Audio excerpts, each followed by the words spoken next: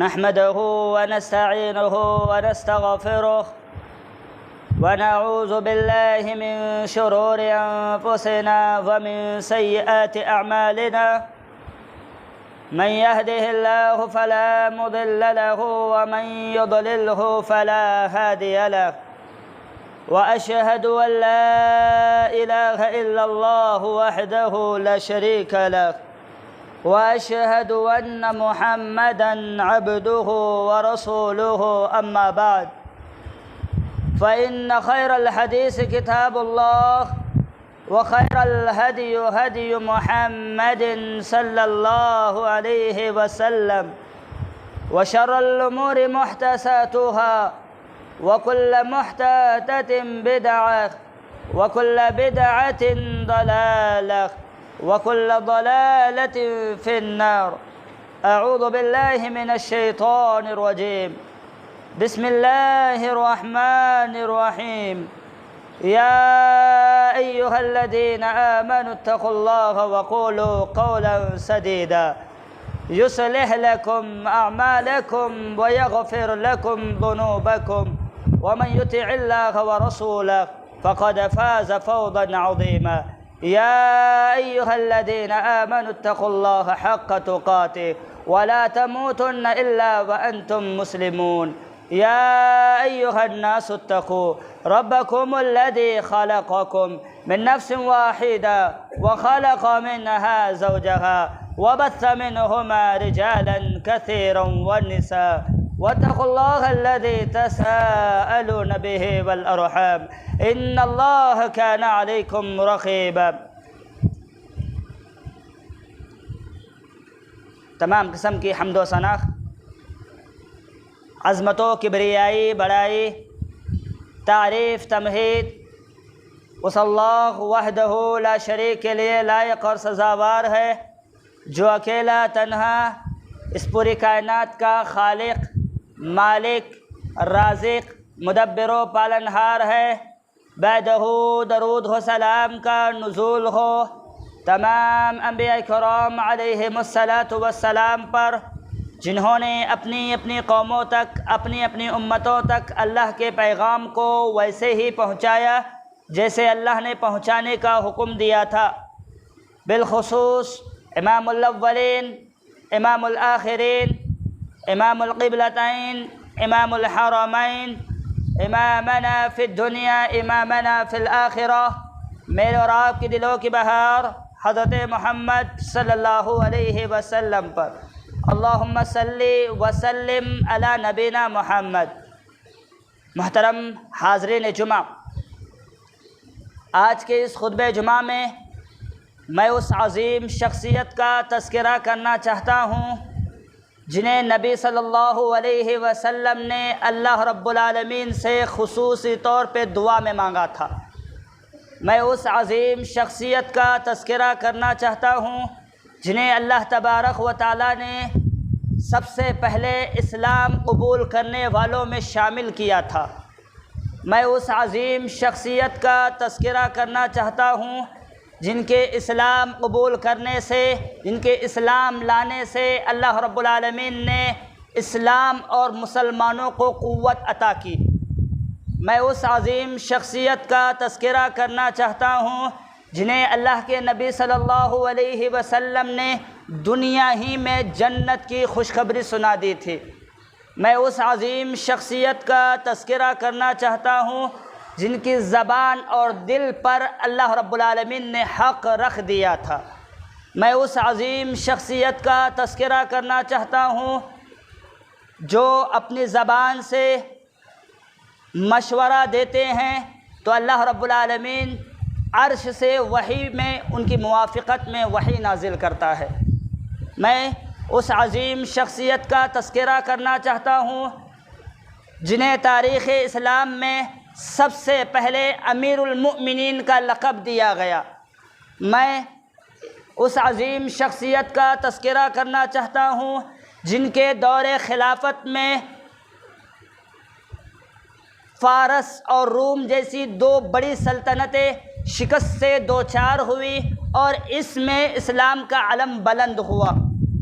میری مراد دور خلافت راشدہ کے دوسرے خلیفہ امیر المؤمنین عمر بن خطاب رضی اللہ عنہ ہے، جو ابو بکر رضی اللہ عنہ کے بعد امت کے سب سے افضل انسان ہے۔ آئیے ذرا جاننے کی کوشش کرتے ہیں کہ آخر عمر فاروق رضی اللہ عنہ کی کیا فضیلت ہے، آپ کا کیا مقام ہے، آپ کا کیا مرتبہ ہے، آپ کی کیا عظمت ہے۔ ناطق وحی، شافی محشر، صاحب قرآن، ساقی کوثر، جناب محمد الرسول اللہ صلی اللہ علیہ وسلم کے زبانی جاننے کی کوشش کرتے ہیں کہ عمر رضی اللہ عنہ کی کیا فضیلت ہے۔ اللہ کے نبی صلی اللہ علیہ وسلم نے عمر فاروق رضی اللہ عنہ کی فضیلت ذکر کی، آپ کا مقام، آپ کا مرتبہ، آپ کی عظمت کو بتاتے ہوئے کہا، جو روایت میں ذکر کر رہا ہوں ترمذی کی روایت ہے، حدیث نمبر 3686، راوی حدیث حضرت عقبہ بن عامر رضی اللہ عنہ ہے۔ وہ کہتے ہیں کہ اللہ کے نبی صلی اللہ علیہ وسلم نے بیان کیا، لو کان بعدی نبی لکان عمر بن الخطاب۔ اللہ کے نبی صلی اللہ علیہ وسلم نے عمر فاروق رضی اللہ عنہ کی فضیلت بتائی اور کہا کہ اگر میرے بعد نبوت کا سلسلہ جاری رہتا، اگر میرے بعد کوئی نبی ہوتا تو کون ہوتا؟ عمر فاروق رضی اللہ عنہ ہوتے۔ اللہ اکبر۔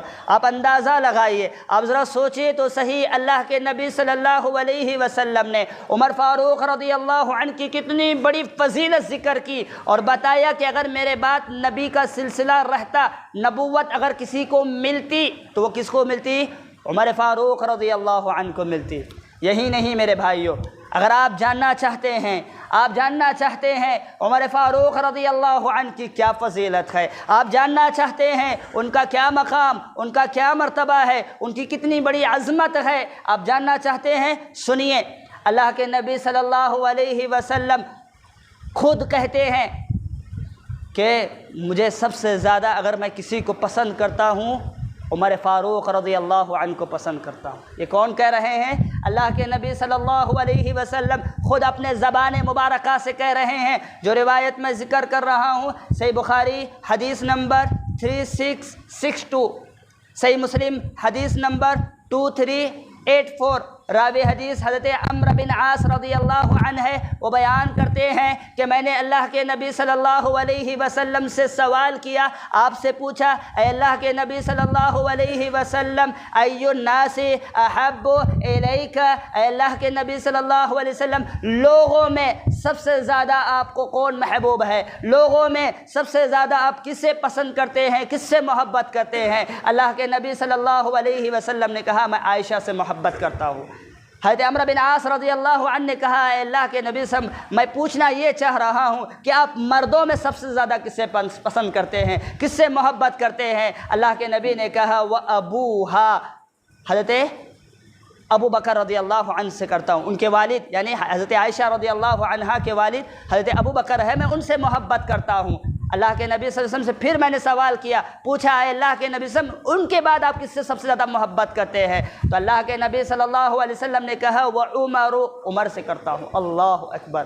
آپ اندازہ لگائیے، آپ ذرا سوچئے تو صحیح، وہ نبی جس کے اللہ رب العالمین نے اگلے پچھلے تمام خطا معاف کر دیے تھے، وہ نبی جسے اللہ رب العالمین نے تمام انبیاء کرام کا سردار اور تمام انبیاء کرام کا امام بنایا تھا، وہ نبی اپنے زبان مبارکہ سے یہ کہہ رہے ہیں کہ میں اگر سب سے زیادہ کسی کو پسند کرتا ہوں، میں سب سے زیادہ کسی کو چاہتا ہوں تو وہ عمر فاروق رضی اللہ عنہ ہے۔ تو کیا اس سے ان کی فضیلت کا اندازہ نہیں ہوتا ہے؟ کیا اس سے ان کی مقام اور مرتبے کا اندازہ نہیں ہوتا ہے؟ کیا اس سے ان کے عظمت کا اندازہ نہیں ہوتا ہے؟ یقیناً ہوتا ہے میرے بھائیوں۔ آپ ذرا اندازہ لگائیے، خود نبی محترم، نبی مکرم جناب محمد صلی اللہ علیہ وسلم اپنی زبان مبارکہ سے کہہ رہے ہیں کہ میں عمر رضی اللہ عنہ کو سب سے زیادہ چاہتا ہوں۔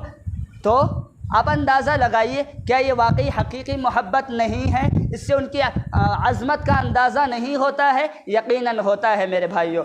نبی صلی اللہ علیہ وسلم اگر ان سے محبت کر رہے ہیں تو یہ محبت حاصل کرنے کے لیے انہوں نے جد و جہد کی ہوگی، انہوں نے محنت کی ہوگی، جہاں تک ہو سکے انہوں نے جان کی قربانی دی ہوگی، ہو سکتا ہے انہوں نے مال کی قربانی دی ہوگی، ہو سکتا ہے وہ دین سے محبت کرنے والے ہوں گے، ہو سکتا ہے وہ اللہ کے نبی پر مر مٹنے والے ہوں گے، تبھی تو جا کر اللہ کے نبی نے یہ کہا کہ میں عمر سے محبت کرتا ہوں۔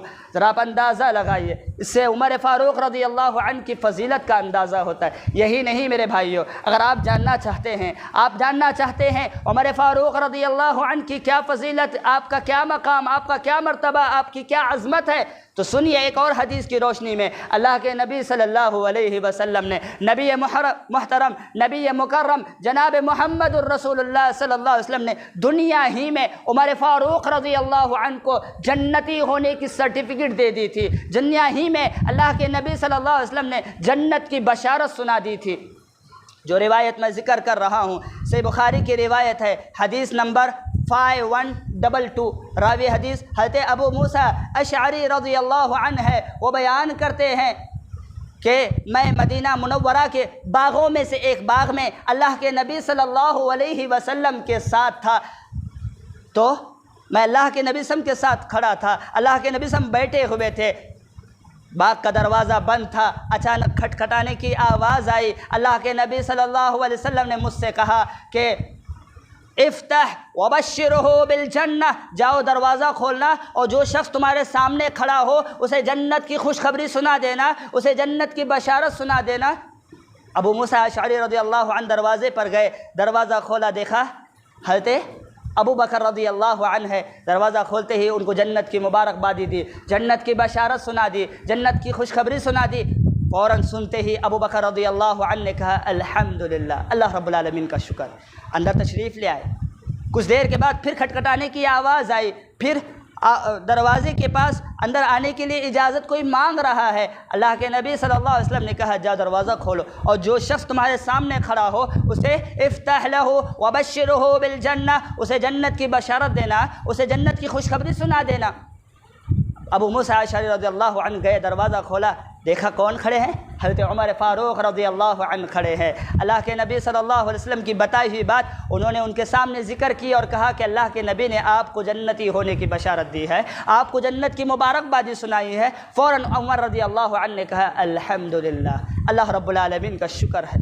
آپ اندازہ لگائیے، آپ ذرا سوچئے تو صحیح، اس سے حضرت عمر فاروق رضی اللہ عنہ کی فضیلت کا اندازہ ہوتا ہے کہ اللہ کے نبی صلی اللہ علیہ وسلم نے دنیا ہی میں عمر فاروق رضی اللہ عنہ کو جنتی ہونے کی سرٹیفکیٹ دے دی تھی۔ آج ہم کسی یونیورسٹی میں کوئی سرٹیفکیٹ مل جائے پھولے نہیں سماتے، لیکن نبی محترم، نبی مکرم جناب محمد الرسول اللہ صلی اللہ علیہ وسلم نے اپنی زبان مبارکہ سے ان کے لیے دنیا ہی میں جنتی ہونے کی سرٹیفکیٹ دے دی، تو کیا یہ ان کی فضیلت کا احساس نہیں ہوتا ہے؟ کیا ان کے فضیلت کا پتہ نہیں چلتا ہے؟ ان کی عظمت کا پتہ نہیں چلتا ہے؟ یقیناً چلتا ہے میرے بھائی۔ یہی نہیں میرے بھائی، جہاں اللہ کے نبی صلی اللہ علیہ وسلم نے عمر فاروق رضی اللہ عنہ کو دنیا ہی میں جنت کی بشارت دی تھی، وہیں اللہ کے نبی صلی اللہ علیہ وسلم نے دنیا ہی میں ان کے متعلق یہ بتا دیا تھا کہ جنت میں اللہ نے تمہارے لیے المحل بنا رکھا ہے۔ کہاں کہہ رہے ہیں؟ دنیا ہی میں اللہ کے نبی کہہ رہے ہیں کہ اللہ نے تمہارے لیے جنت میں محل بنا کے رکھا ہے۔ جو روایت میں ذکر کر رہا ہوں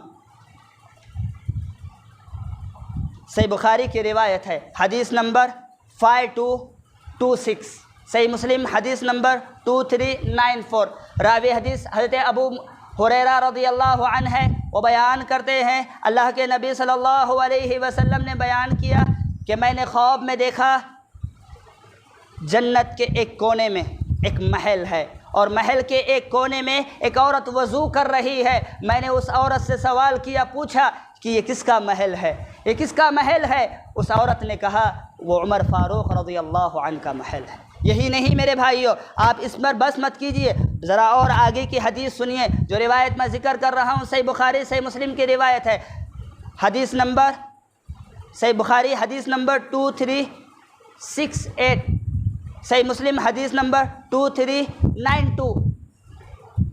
حضرت جابر رضی اللہ عنہ ہے، وہ بیان کرتے ہیں اللہ کے نبی صلی اللہ علیہ وسلم نے بیان کیا میں نے جنت میں ایک سونے کا محل دیکھا، میں نے جنت میں ایک سونے کا محل دیکھا۔ تو میں نے فرشتوں سے سوال کیا کہ یہ محل کس کا ہے؟ انہوں نے کہا یہ عمر فاروق رضی اللہ عنہ کا ہے۔ آپ اندازہ لگائیے کہ ان کی فضیلت کتنی بلند ہوگی، ان کا مقام کتنا بلند ہوگا، ان کی عظمت کتنی بڑی ہوگی کہ اللہ کے نبی نے، یوں تو بہت اور بھی 9 صحابہ کرام ہیں جن کو اللہ کے نبی نے دنیا ہی میں جنت کی بشارت دی تھی، لیکن کسی کو یہ بشارت نہیں دی کہ میں نے تمہارے لیے جنت میں محل دیکھا ہے، میں نے تمہارے لیے جنت میں سونے کا محل دیکھا ہے، کسی کے لیے نہیں کہا، لیکن کہا تو حضرت عمر فاروق رضی اللہ عنہ کے بارے میں کہا کہ میں نے تمہارے لیے محل دیکھا ہے، اور محل بھی کیسا ہے؟ سونے کا ہے۔ ذرا آپ اندازہ لگائیے کتنی بڑی عظمت ہے ان کی۔ یہی نہیں میرے بھائیوں، اگر آپ جاننا چاہتے ہیں عمر فاروق رضی اللہ عنہ کی کیا فضیلت ہے، ایک چھوٹی بات ذکر کر کے میں اپنے اصل بات کی طرف آؤں گا۔ عمر فاروق رضی اللہ عنہ وہ شخصیت ہے جس سے شیطان بھی ڈر کر بھاگ جاتا ہے۔ آپ اندازہ لگائیے، عمر فاروق رضی اللہ عنہ کا روب وہ ہے، عمر فاروق رضی اللہ عنہ کا دبدبہ وہ ہے، حضرت عمر فاروق رضی اللہ عنہ کی شخصیت وہ ہے کہ شیطان بھی آپ کو دیکھ کر بھاگ جاتا ہے۔ شیطان جس راستے سے عمر رضی اللہ عنہ کو آتے دیکھ لے، اپنا راستہ تبدیل کر کے دوسرے راستے سے بھاگ جاتا ہے۔ یہ میں نہیں کہہ رہا ہوں، جو روایت میں ذکر کر رہا ہوں صحیح بخاری کی روایت ہے۔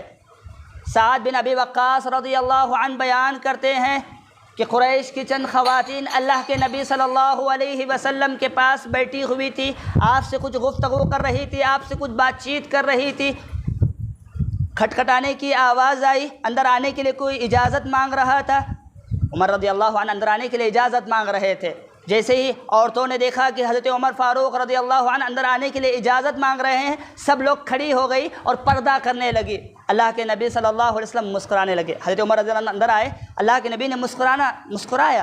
اللہ کے نبی صلی اللہ علیہ وسلم کو یوں مسکراتے دیکھ حضرت عمر رضی اللہ عنہ نے کہا، یا رسول اللہ اضحک اللہ علیہ سنک، اللہ رب العالمین آپ کو ہمیشہ مسکراتا رکھے، آپ کو اللہ رب العالمین ہمیشہ مسکراتا رکھے۔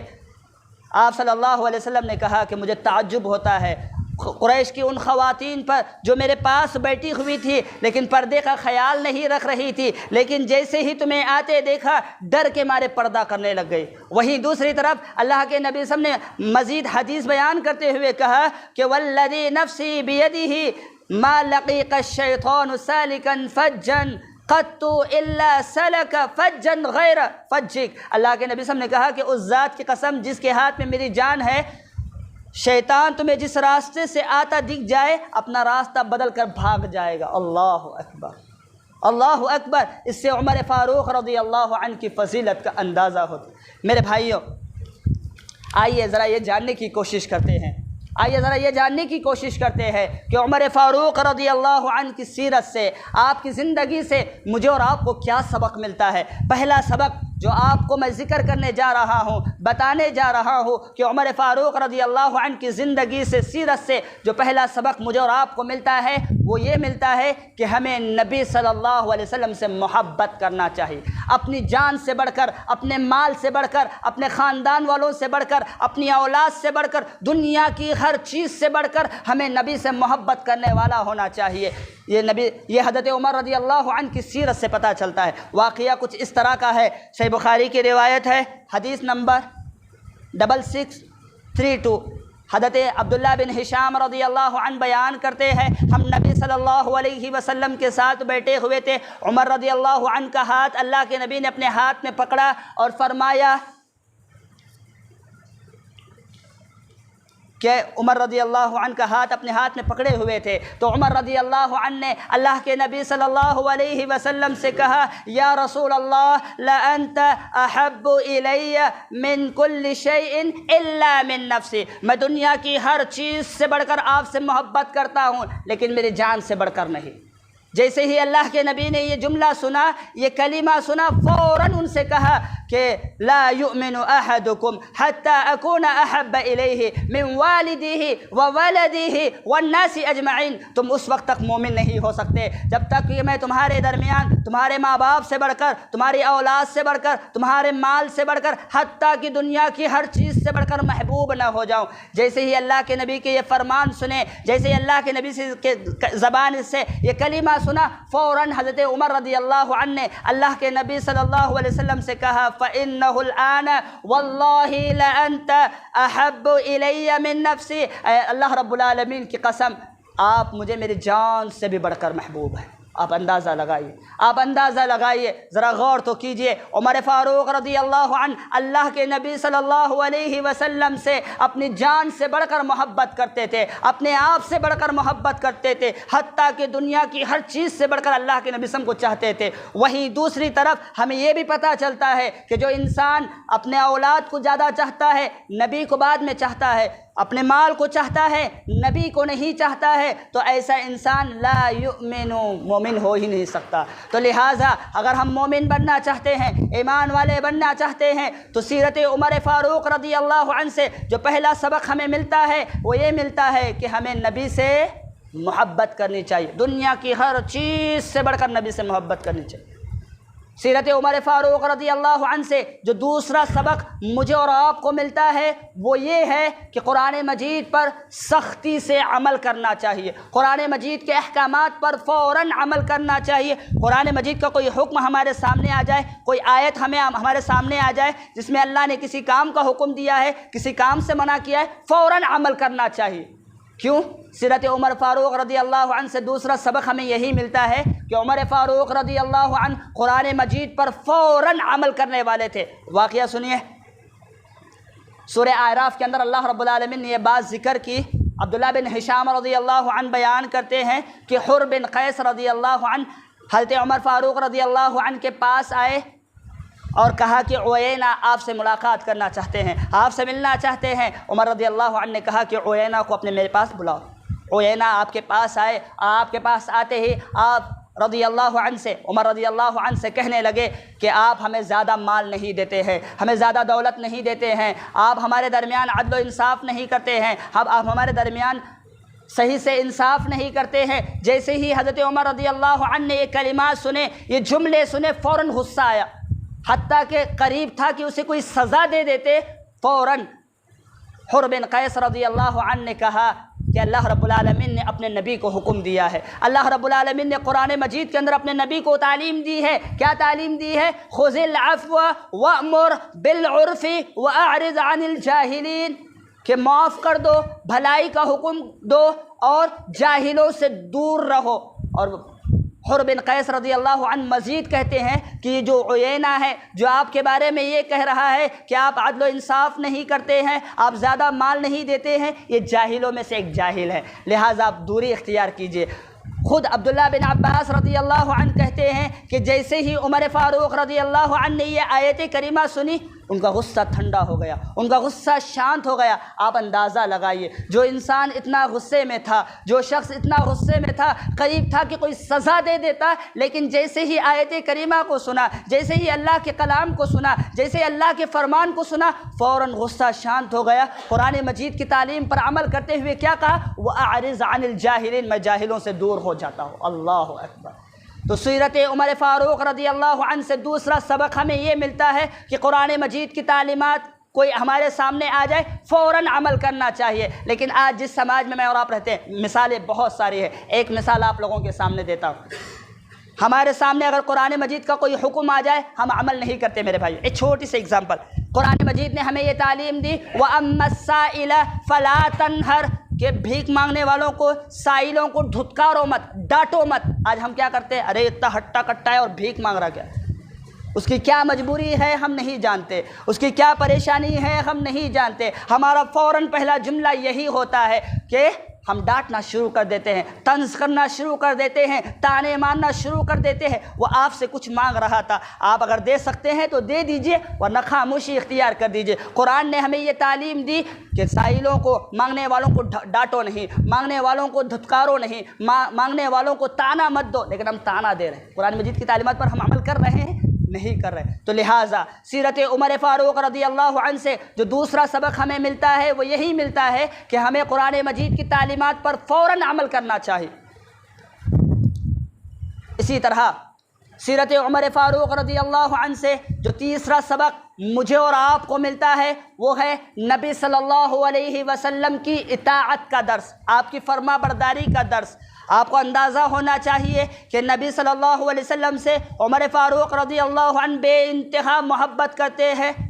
یہی وجہ ہے انسان جس سے محبت کرتا ہے اس کی ہر بات کو مانتا ہے۔ آپ جاننا چاہتے ہیں عمر فاروق رضی اللہ عنہ نبی صلی اللہ علیہ وسلم کی کس قدر اطاعت کرنے والے تھے؟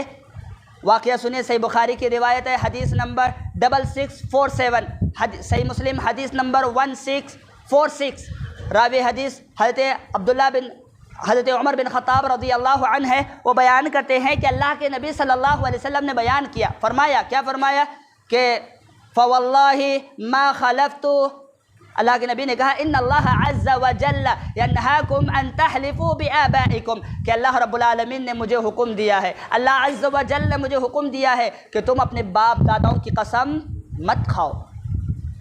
حضرت عمر فاروق رضی اللہ عنہ اپنی اطاعت کے بارے میں ذکر کرتے ہیں کہ میں نبی کی کتنی اطاعت، کتنی فرما برداری، آپ کے حکم پر کتنا عمل کرنے والا تھا۔ وہ اپنا واقعہ ذکر کرتے اور کہتے ہیں فواللہ ما خلفت بہذا منذ سمعت رسول اللہ صلی اللہ علیہ وسلم بہا عن ذاکرا، وہ کہتے ہیں کہ جب سے میں نے اللہ کے نبی سے یہ جملہ سنا، آپ کا میں نے یہ فرمان سنا کہ اپنے باپ داداؤں کی قسم نہیں کھانا چاہیے، میں نے آج تک اس کے بعد سے لے کر آج تک کبھی قسم نہیں کھائی۔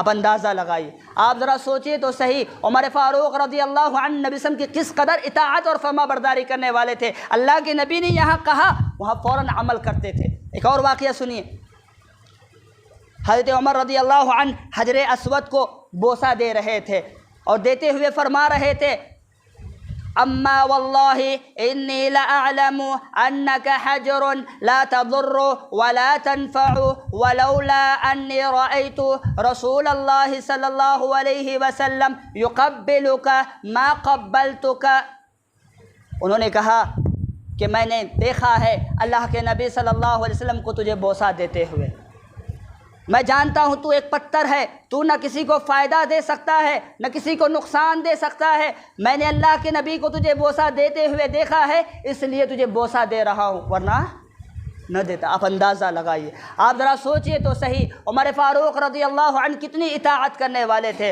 عمر فاروق رضی اللہ عنہ اللہ کے نبی صلی اللہ علیہ وسلم کی کس قدر تعلیمات پر فوراً عمل کرنے والے تھے کہ اللہ کے نبی کو بوسہ دیتے ہوئے دیکھا، خود بھی بوسہ دے رہے ہیں، وہیں بیان کر رہے کہ اللہ کے نبی کو بوسہ دیتے ہوئے دیکھا ہے اس لیے تجھے بوسہ دے رہا ہوں، ورنہ میں نہیں دیتا۔ آپ اندازہ لگائیے، آپ اندازہ لگائیے کہ حضرت عمر فاروق رضی اللہ عنہ اللہ کے نبی کی اطاعت کرنے والے تھے۔ تو لہٰذا سیرت عمر فاروق رضی اللہ عنہ سے تیسرا سبق جو ہمیں ملتا ہے وہ یہی ملتا ہے کہ ہمیں نبی صلی اللہ علیہ وسلم کی اطاعت اور فرما برداری کرنی چاہیے۔ سیرت عمر فاروق رضی اللہ عنہ سے جو چوتھا سبق ملتا ہے مجھے اور آپ کو، وہ ہے عدل و انصاف کا۔ ہمیں ہمارے مسلمان بھائیوں کے درمیان عدل و انصاف سے کام لینا چاہیے۔ اگر کوئی ہمیں فیصلے کے لیے بلائے، کسی دو لوگوں کے درمیان جھگڑا ہو، دو لوگوں کے درمیان تنازع ہو، دو لوگوں کے درمیان کوئی پریشانی ہو، ہمیں کوئی حکم بنا کر بلائے، حاکم بنا کر بلائے، فیصلہ کرنے کے لیے بلائے، ہمیں عدل و انصاف کے ساتھ فیصلہ کرنا چاہیے، ہمیں عدل و انصاف کے ساتھ فیصلہ کرنا چاہیے۔ آپ ذرا غور کیجئے عمر رضی اللہ عنہ کتنے عدل و انصاف کرنے والے تھے۔ واقعہ سنیے، ایک مرتبہ کا واقعہ ہے، ایک گورنر کے بیٹے نے ایک عام مسلمان کو تھپڑ مار کر اس کا دانت توڑ دیا تھا۔ وہ عام مسلمان مدینہ کے بازار میں دہائی لگا رہا ہے، پکار رہا ہے کہ کوئی مدد کرنے والا ہے کہ نہیں، کوئی انصاف کرنے والا ہے کہ نہیں۔ عمر رضی اللہ عنہ نے جیسے ہی سنا اس شخص کو اپنے پاس بلایا، اس عام مسلمان کو اپنے پاس بلایا اور پوچھا کیا واقعہ ہے، کیا ماجرا ہے۔ اس نے کہا کہ گورنر کے بیٹے نے مجھے تھپڑ مار دیا ہے، مجھ پر ظلم اور زیادتی کی ہے۔ عمر رضی اللہ عنہ نے کہا کہ گورنر کو بھی بلاؤ اور گورنر کے بیٹے کو بھی بلاؤ۔ جیسے ہی حضرت عمر رضی اللہ عنہ کے دربار میں گورنر اور گورنر کا بیٹا آیا، گورنر کہنے لگا کہ میرے بیٹے نے ظلم کیا ہے تو مجھے کیوں بلایا گیا ہے؟